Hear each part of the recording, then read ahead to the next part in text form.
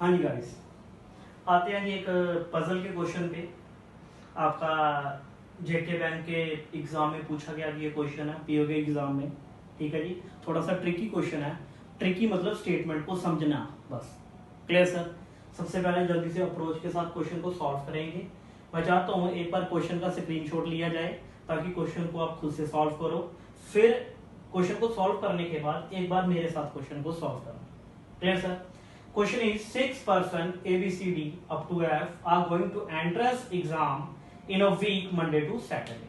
जब भी भाई साहब डेज वाले क्वेश्चन आते हैं ना, तो डेज वाले क्वेश्चन आपके दो तरीके के होते हैं। ये टाइप नंबर 1 का क्वेश्चन है, और इस तरह के क्वेश्चन को ऑलवेज किस तरह से करना होता है, हमेशा सर आपको इसको एक लीनियर अरेंजमेंट की फॉर्म में लिखना है। मतलब मंडे के बाद क्या होता है, Tuesday, then Wednesday, then Thursday, then Friday और देन सैटरडे। Clear sir?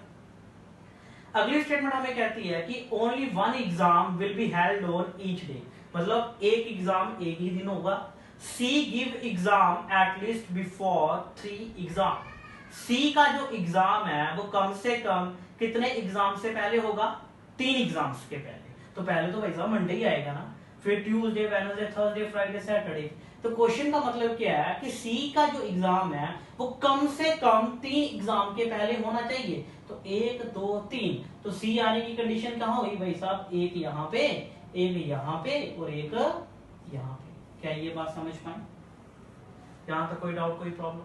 तो आप देख रहे हो पहली स्टेटमेंट पढ़ने पे ही आपके सामने कितने केस बनने शुरू हो गए सर? 3 केस। तो फिर स्टूडेंट कंफ्यूज हो जाता है कौन से सी के साथ क्वेश्चन को बनाया जाए। पर सर पेशेंस रखो, हमें नेक्स्ट उस स्टेटमेंट को पढ़ना है, या तो वो एक डेफिनेट स्टेटमेंट हो। मैं बताऊंगा अपने लाइव बैच में कि डेफिनेट स्टेटमेंट का मतलब क्या होता है, या तो वो स्टेटमेंट कोरिलेट स्टेटमेंट हो।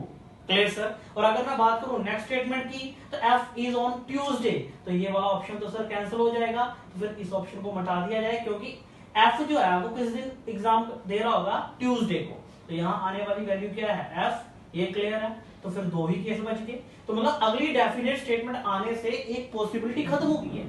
Clear sir? अगली स्टेटमेंट ने क्या कहा? बोथ ई और E does not exam on even days. तो बच्चा इस पर टाइम वेस्ट करना शुरू कर देता है। सर ये होती है आपकी इंडेफिनेट स्टेटमेंट। इंडेफिनेट स्टेटमेंट को ऑलवेज लास्ट में उठाया जाता है। Clear sir? अगली स्टेटमेंट पे आ रहा हूं मैं। इस स्टेटमेंट को मैंने स्किप किया क्योंकि इंडेफिनेट थी। Clear sir? रेड क्यों कर रहा हूं? ताकि आपके नोटिस में रहे। अगली स्टेटमेंट ने कहा D is going immediately after on which C exam. तो इस तरह की स्टेटमेंट को बोलते हो भाई साहब कोरिलेट स्टेटमेंट। कोरिलेट का मतलब क्या है कि सी को यहां भी बोला गया और सी को यहां भी बोला गया।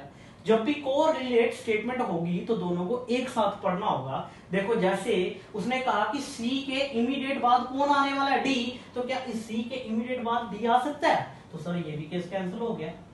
क्या बात समझ पाए? तो पेपर में हमें उठानी वही स्टेटमेंट है जो क्वेश्चन को कंप्लीट कर रही होगी। तो सी के बाद कौन आएगा सर? डी। शाबाश। क्या इस बात को समझ पाए? अगली स्टेटमेंट ने कहा एटलीस्ट 4% आर गोइंग आफ्टर ई। ई के बाद कम से कम कितने बंदे होने चाहिए? एटलीस्ट 4। तो एक ही कंडीशन, यहां ई आ सकता है यहां पे। आप देख रहे हो ई के लिए एक इंडेफिनेट स्टेटमेंट थी, तो क्या उसका वो यूज रहा? तो हम बी के लिए अब इंडेफिनेट स्टेटमेंट को पढ़ रहे होंगे कि B does not exam on even days. तो आप जानते हो इवन डेज कौन से होते हैं? जैसे ट्यूसडे, थर्सडे और सैटरडे इवन है।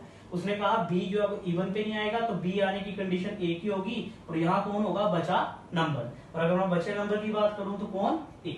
क्या बात समझ पाए? और इसी के बेस पे एग्जामिनर अब आपसे 5 तरह के क्वेश्चन पूछ लेगा। बताओ डी की क्लास, डी का एग्जाम कब हो रहा है? जैसे यहाँ पे क्वेश्चन पूछा गया on which day E exam, E give exam. तो ई कब एग्जाम दे रहा होगा भाई साहब? मंडे को। तो इसी तरह से आपसे एग्जामिनर 5 क्वेश्चन जो है वो पूछ रहा होगा। Clear sir?